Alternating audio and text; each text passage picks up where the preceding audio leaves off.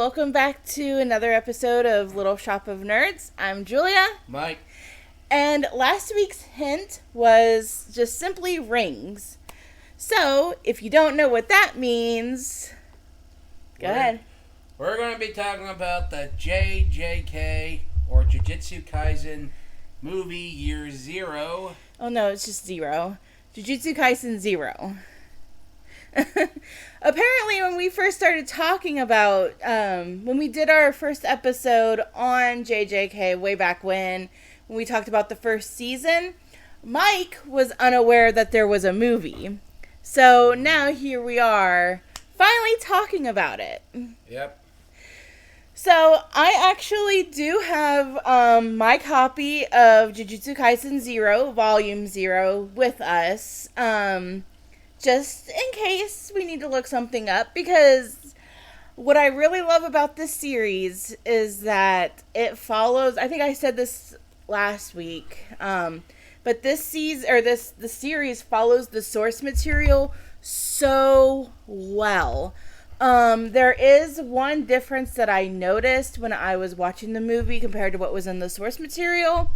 But we're gonna get to that later on. Yep. That was later in the movie. I watched this with my boyfriend last night.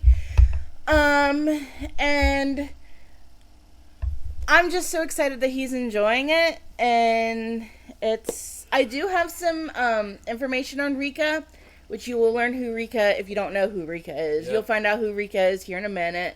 So at the end, I will read that information on Rika, at the end of this podcast. So let's get started. All right. Do you want to start, or do you want me to? I'll start. Okay. All right. It begins pretty much a guy named Yuta in high school, and we're going to have that typical bully who's graduating pretty much, wants to beat up the quiet loner kid that every bully in anime fucking does. I don't know why. It's kind of like a Stephen King trope. Mm-hmm. But still, Yuta warns him not to do it, and Yuta's got this spirit called Rika. And Rika kind of looks a little creepy, kind of reminds me of Ghostface from Ben 10, like a little different. Yeah, it's kind of hard to describe what she looks like, but yeah, he doesn't want to hurt anybody, and when they wouldn't leave him alone like he asked, then Rika came out and attacked the bullies, and she gravely injured them and then stuffed them in a locker. But they're still alive. So, just seeing how they're stuffed into that locker, but they're still alive, is just because there was 4 of them that were stuffed in this locker. And just the scene was the way that they're stuffed in that locker is just so grotesque, and it's crazy. And he's saying I'm sorry because he didn't want that to happen. Even though he was getting bullied by them, he was still apologizing for Rika doing what she did, because he never wanted to hurt them. But no. So they take him to Jujutsu High, and they were going to execute him. And that's when we meet the 3 big: Panda, Maki, and Inumaki. Well, one thing about Inumaki, he's kind of like a badass. Just give him some cough medicine and he'd be good to go. Yeah, Inumaki is he's actually one of my favorites. If you don't know who he is, he wears a turtleneck over his mouth and just says ingredients. Yeah, he says rice ball ingredients because his technique is cursed speech, and apparently the cursed speech can curse not only him, or not only people around him, but also him. So in order to avoid talking, or cursing him or cursing others, he only talks in rice ball ingredients. So you'll hear him say kelp, mustard leaf, salmon roe, mayo, that type of thing. So Inumaki is like he's a sweet soul. Yeah, and he's a good, cool guy.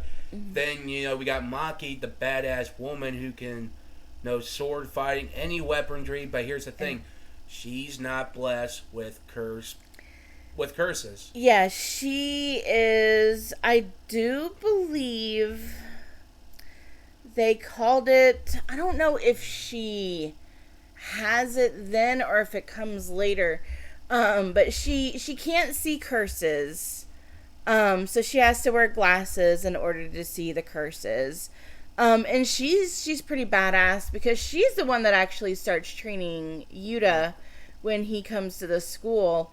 She teaches him how to sword or how to use his sword and stuff like that. But then he asked her at one point, "Hey, can you show me, how to do this with my cursed energy?" And she was like, "I wouldn't know."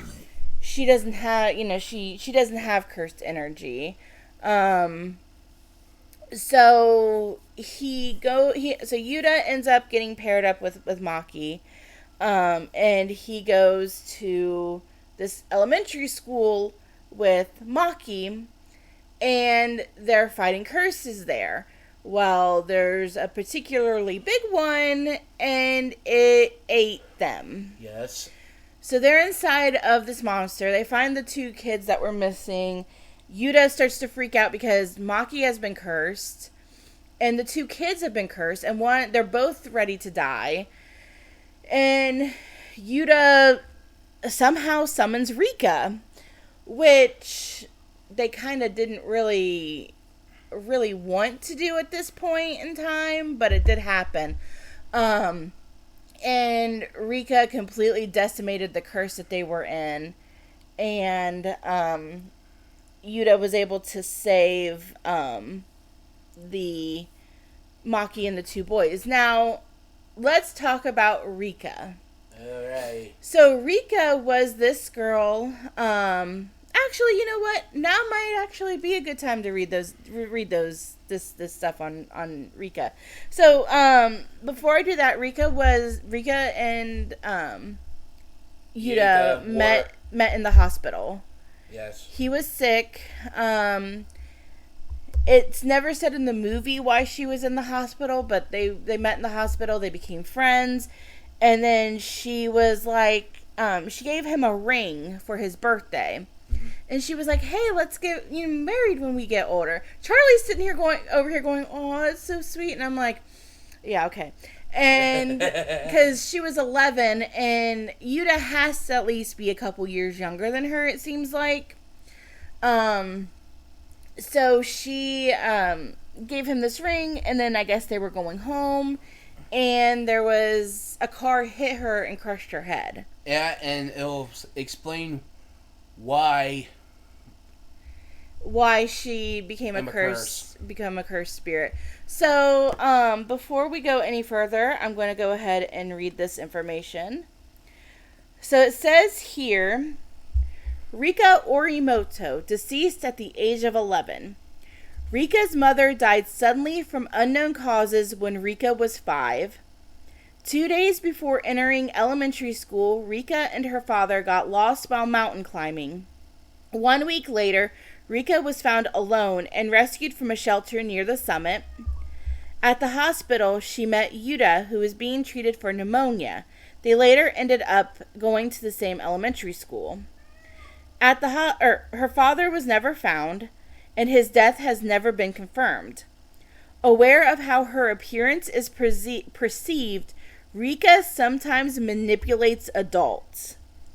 Rika was taken in by her grandmother on her father's side, who strongly believes that Rika killed both her parents. Rika stole the ring she gave Yuta from her grandmother's dresser. It was her mother's wedding ring. When she was human, Rika was very friendly with Yuta's younger sister. However, after becoming a vengeful curse, she became aggressive, which is why Yuta distanced himself from his family. She dislikes everyone besides Yuta, especially girls and older guys. The thing she dislikes the most in the world is her grandmother's stewed eggplant, and she loves Yuta. That's all the information from the Jujutsu Kaisen 0 manga, volume 0. So, sounds like Rika was a psychopath. Well, I wouldn't go as far as saying that she was a psychopath, but she definitely knew what she was doing. Oh, yeah. And just saying, like, with it saying that she dislikes girls and older guys, but she also knows how her appearance is, so she can manipulate adults. It kind of makes me wonder if maybe there was something a little more creepy going on that we just don't know about. Well, maybe. I would hate to go down that path, but I mean that seems like, with the way that it says that she dislikes older men, definitely kind of gives me creepy vibes like that. Well, we don't know. Maybe never know. Maybe they'll make another Zero. Most likely not. Not with the way the manga is going at this point in time. Well, either way, like I said, they pretty much fight. Then, Gojo goes to the council or the headmasters, and they don't like the idea how Gojo keeps bringing in these... Yeah, because Rika had manifested, and there could have been a possibility that Rika could have went AWOL and could have destroyed that town that they were in. And that's why that's why it explains why these guys didn't want Yuji around because of Sukuna, because if you look at the second season, I can see why they want him dead. I'm like, Jesus Christ. Yeah. But I mean, that wasn't his fault, though. No, it was what those... happened in Shibuya. It was those two damn... It was Nanako, or Mimiko and Nanako. Yeah, because those two, since they love... Suguru. They love Suguru so damn much. They were like, "Here, if you do this, you can help." I'm like, he's a powerful. They wanted Sukuna to release Gato or Suguru from what was going on with him. Yeah, they wanted, because he was being controlled. He wasn't Suguru anymore. No, it's true. And I'm like, and even Suguna was like, "You're giving me commands." I'm like. Yeah, and then he kills him. I'm like, you dumb fuck. You were giving him a command. Yeah. Don't give him a command. Just say, can you help us? But then again, Sukuna would be like, fuck that shit. He probably wouldn't have helped him either way. But, yeah. So, let's get back to to the movie. So, that's about the time that, Gojo gives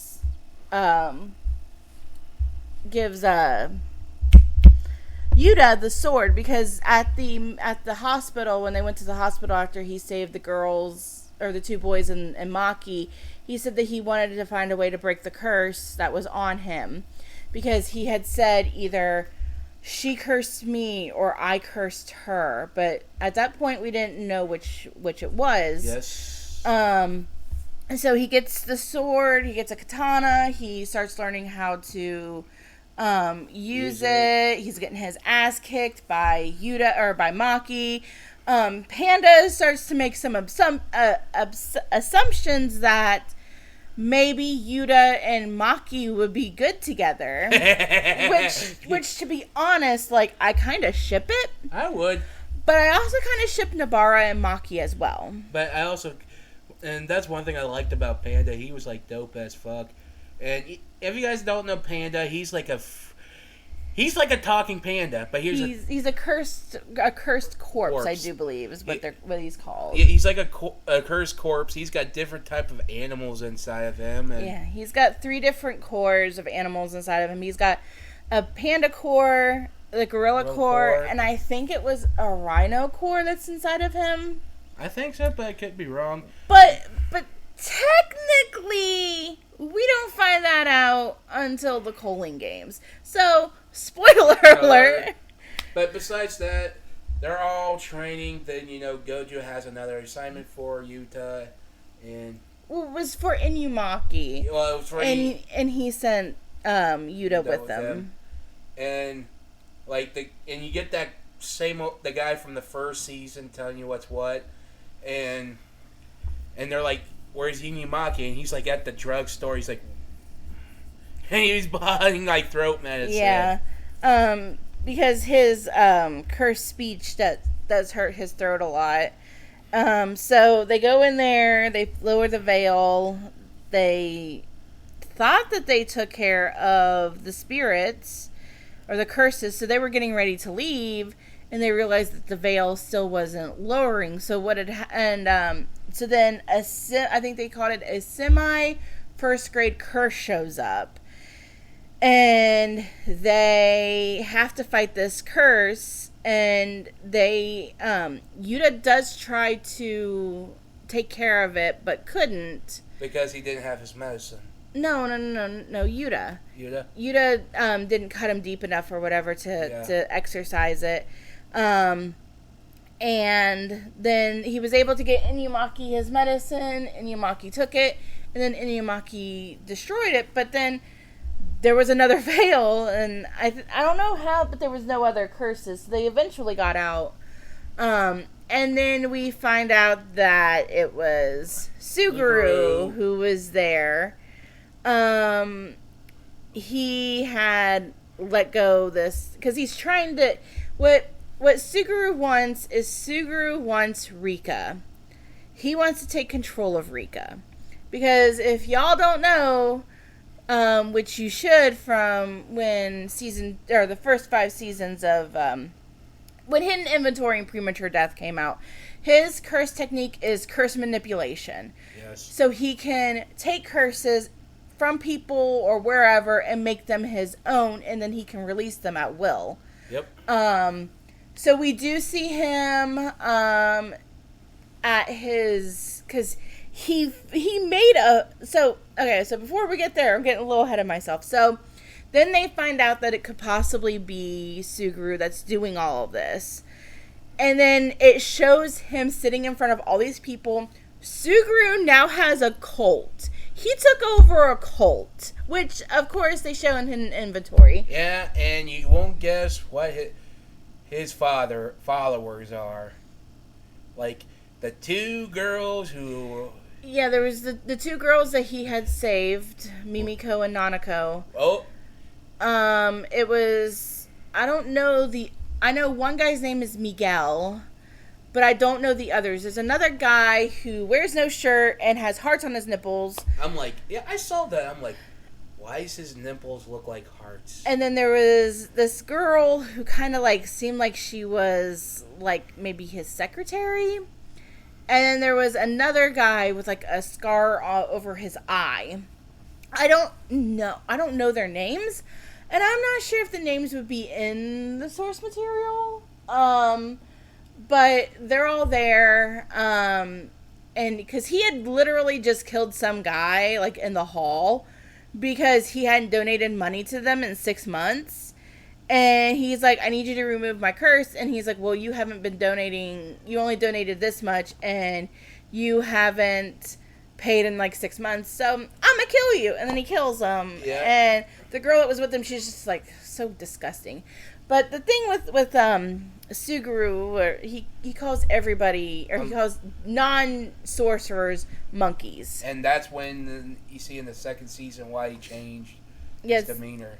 Yeah, because technically, so the first season of the first and 2nd season of the anime, not including a Hidden Inventory, takes place in 2018. Right.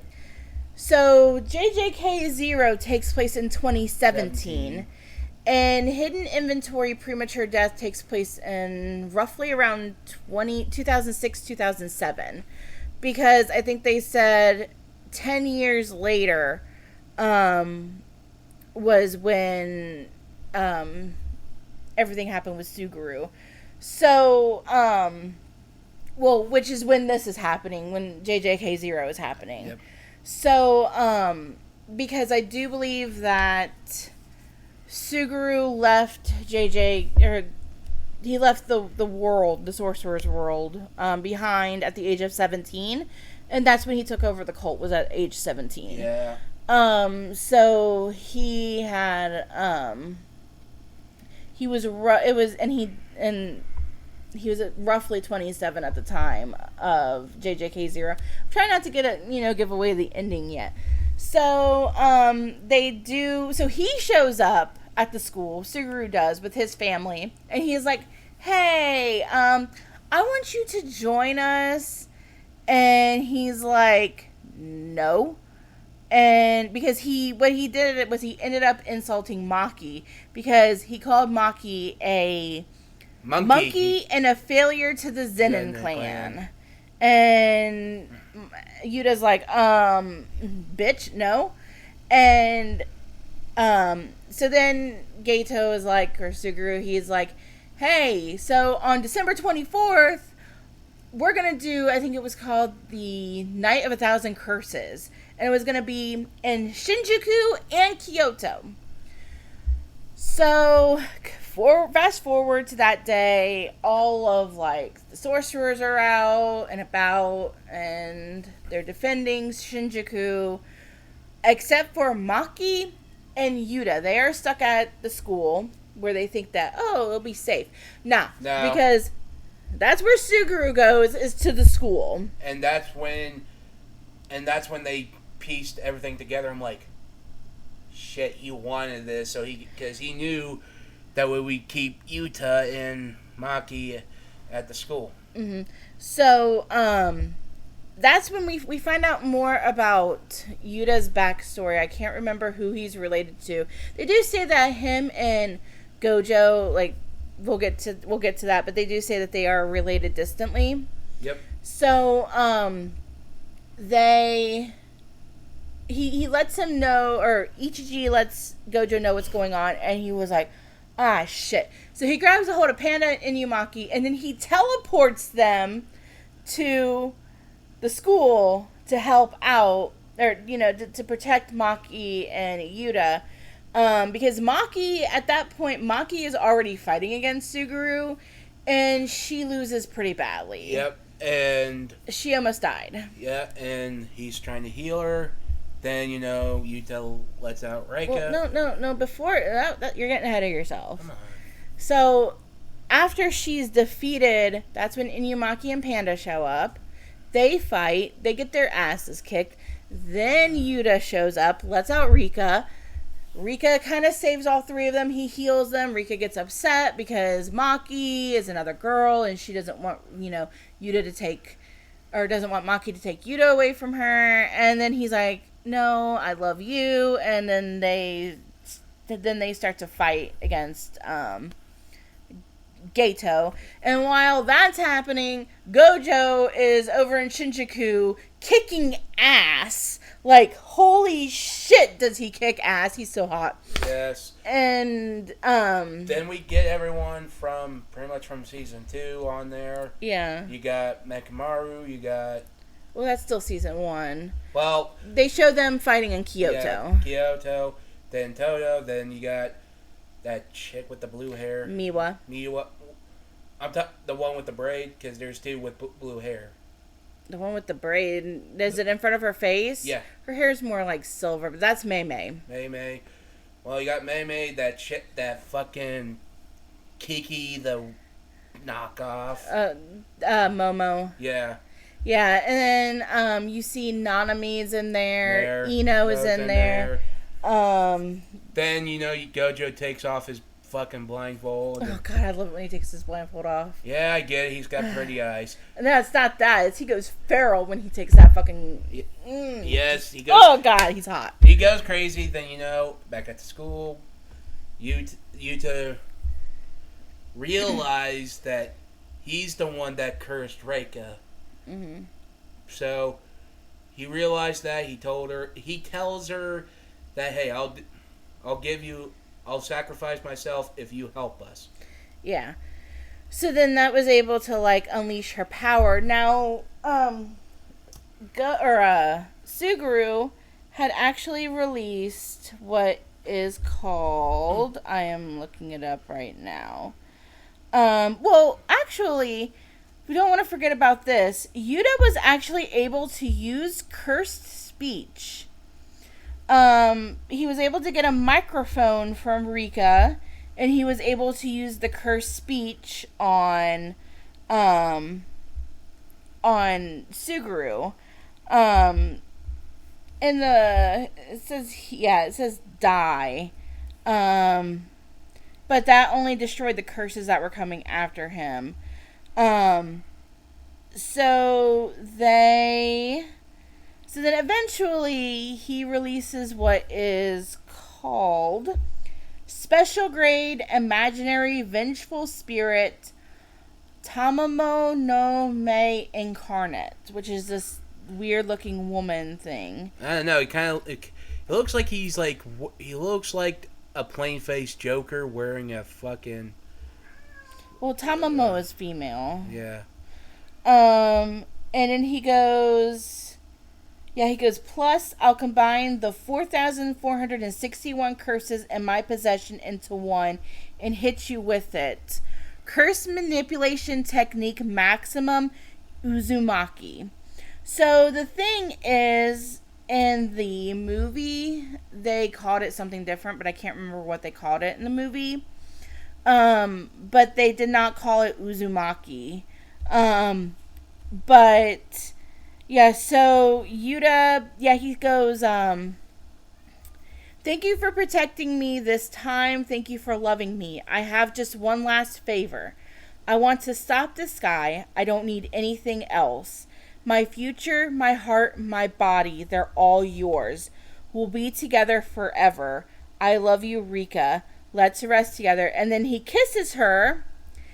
And she starts to freak out. And like her eye, like this eye on her head opens up.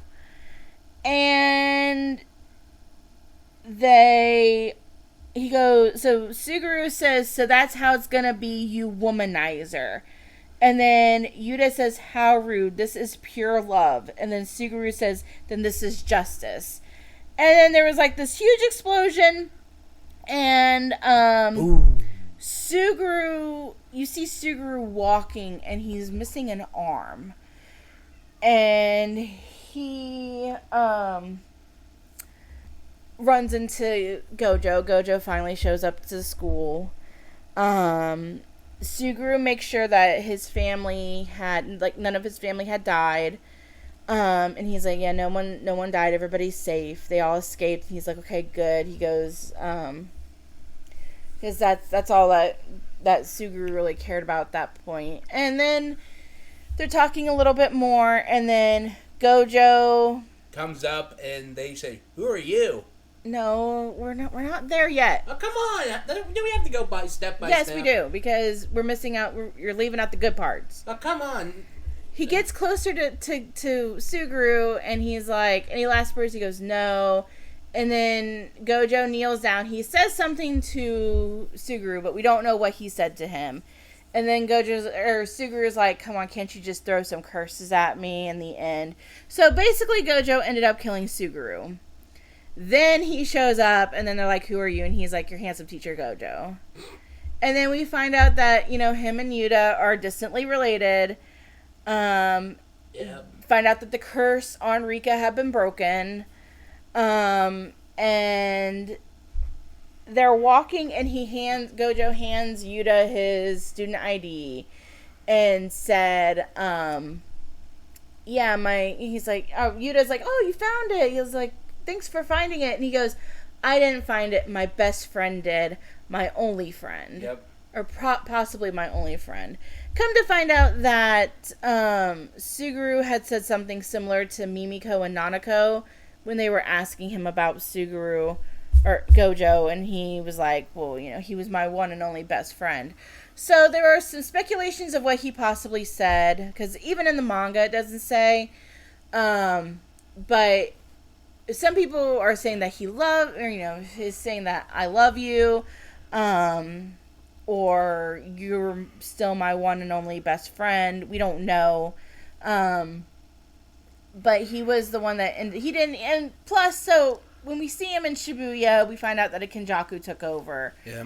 And it's because Gojo did not dispose of Suguru's body correctly, that the brain was able to take over, Kenjaku was able to take over Suguru's body. Yes. And I think it ends. Yeah, it ends. But fast forward through the credits, you'll get like a post-credit scene where Yuta's having soup with Gabriel. Was it? No, it's Miguel. Miguel, and then Gojo comes up and wearing his glasses. Yeah. So I think they're in Africa or South Africa or something like that at that point, because there was giraffes and zebras and stuff. But it also mentions how there's different, there's Jujutsu Kaisen, different Jujutsu sorcerers around the world. Mm-hmm. Well, I understand there might be some in the U.S. Can you imagine some from Ohio, though? I bet you. Yeah. Well, imagine, though. Half of them it will look like Jujutsu sorcerer wear, but it'd be all camo. Now, get it? I honestly don't know if there's any in America. But if there was, because in the Culling games, I can't say any more without giving anything away of what's happening in the Culling games. But the way that I have this feeling that there might not be sorcerers in America unless they're kept under wraps and no one knows about it. Well, if they mention how there's some over the world, maybe there are some, but we don't know because, like you said, you don't want to spoil anything until we read it or watch it. Mm-hmm. But even if there was, I'm just saying, it'd be kind of funny to see a Jujutsu sorcerer from Ohio, because how we're so conceited and stuff, and so many jokes about Ohio. Yeah, well, that's just because Ohio kind of sucks a little bit. Yeah, so in one way, we would be like the suck sorcerers ever. Yeah, well, I wouldn't say that we'd be the suckiest. That might be Florida. Florida's more about drug people, though. Exactly. But imagine imagine during a zombie apocalypse, and you go to Marion, Ohio. How can you tell the difference between the zombie and a meth head? That's true. Because can you imagine that? Be like, we got another zombie. He's like, nah, dang it, it's another meth head. Yeah, we got that in Marion. But anyways, so that is JJK Zero. I absolutely, of course, loved it because I love JJK. 10 out of 10. Yeah, I give it a 10 out of 10 too. Okay, so next week's hint. Let me pull it up here real quick. It is going to be... Next week's hint is golden. Alright. So, just think about maybe what that might mean or whatever. It is an anime. So far this whole month we've been talking about anime. So it's an anime. Just think something with golden and anime. Yeah, we are actually... have been talking about anime all this month. Because after next week's episode, we will have one more episode that will be about anime. Then we will go to a movie. Then we'll go back to anime. Very much. Yeah. So, because there's a lot of it. Yes, and okay, right now we are up to 24 subscribers. Yes. In the past few weeks, we got up to 3 subscribers pretty much, and we are up to 24. So that gives us what? For 24 subscribers. Yep. We want 100, so minus 24. I don't want to do math. Anyways, we're trying to get up to 100 subscribers. Yes. So, like, subscribe, share to your friends if you've got nerd friends who might enjoy what we talk about or what we do. If you're a nerd and wants to start, you don't know where to start, click on us. We got many episodes about anime, movies, video games we recommend. Mm-hmm. And if you guys want to know, we do have our first 100 view on an episode, which is our Hunchback of Notre Dame, which are up at 105 right now. Okay, yeah. So I mean, that's actually been our best. That's been our best episode so far. So if you were all watching that, thank you very much for those views. Yes. But you know, we're just trying to get up to 100. That is our goal for right now, is 100 subscribers. So, like I said, like, subscribe, share with your friends. If you enjoyed the JJK movie, you know, leave it down in the comments below. If you didn't like it, leave it down in the comments below. Tell us what you did or did not like. You know, that type of thing. And you can watch it on Crunchyroll right now. Mm-hmm. Yep, it's on Crunchyroll. And if you guys want to actually read the source material, you can get the Shonen Jump manga app.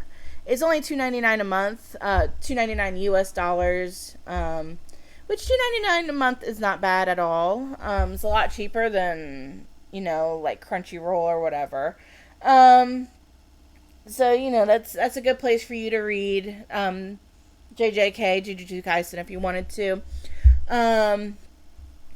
So, yeah, it's as of the recording of this video, there are 253 chapters of the manga, and the next chapter will be released in 7 days. And before we signed off, last week I made a little thing about the creator of Dragon Ball. That's going to be out today. If you guys do hear that, that came out before we know about his passing. And here's a little tidbit. You know, after he did Dragon Ball Z, he was done. Mm-hmm. But after watching that movie, the Dragon Ball's Evolution movie, he was like, "What the fuck? I'm going back." Yeah, that's what I've read. Yeah, that's why we got Dragon Ball Super, and I'm like, can you imagine that? He's like retired. He's like, yeah. I'm like, oh, okay. Let's see what the Americans did. Yeah. He's like, okay, I'm going back. I'm like, he's getting his. He's like, yeah. He's like, can you imagine that? He's like calling. He's like, hey, I need you back. Let's go. He's like, what? We're retired. I'm like, did you watch Dragon Ball Evolution? He's like, no, go watch it. 2 hours later. It's like, what time do you want us to be back? It's like 9 a.m. on Monday. So, but they are coming out with another Dragon Ball called Dragon Ball Daima. I am not sure when that's coming out, but yeah, and like I said, without him, we don't get Jujutsu Kaisen. I wouldn't necessarily say that. Well, many people without him, people wouldn't be inspired by him to get that. So. But I don't think Gege ever said that. Akutami ever said that he was inspired by Dragon Ball. He was inspired by Naruto and Bleach. Well, either way, without him, people wouldn't get inspiration from something, right? Well, I mean, you can get inspiration from anything. Well, but besides that, please check us out the next episode. Maybe, you never know. Maybe in the future we'll do an episode on Dragon Ball. I've personally never watched it, and I don't really care to watch it because it's just not my thing. But Mike here can talk about it. Well, like I said, it's been a while since I watched Dragon Ball, but I remember some snippets, and like I said, I can rewatch it, but that's going to take forever, though. Yeah, well, you better start now. Can I just go home? Can I just die right now? Can I? Because, like, I don't want... I can't have that happening. But besides... okay, guys, I'm just joking. I'm sorry, that's a sick joke. But besides that, please watch us and go watch Jujutsu Kaisen. Come on, you're missing out a lot of cool shit there. You really are, yeah. Bloody as hell! What? It's bloody as hell. It is, yeah. And besides that, it's great. Watch the movie. Then my best bet, watch the first season, movie, then the second season. Yeah. They do kind of tease the second season a little bit, like hidden inventory in the movie. So, I mean, if you really wanted to, you could probably watch the movie, then watch the first season, and then go straight into the second season. Or you could watch the first season, watch the first 5 episodes of the second season, watch the movie, and then go and watch the rest of the second season. Or you could watch it however the hell you want to. So, yeah, Mike died. Well, yeah. That's a good thing. Yeah, you know why? Because all that shit you said. It made perfect sense what I said. It kind of, I'm like. It made perfect sense, Mike. Whatever. I'm gonna kill you. Not really, people. Don't worry. Call the police. Call the police. Yeah. So, anyways, we will talk to you guys next week. Bye. Dude.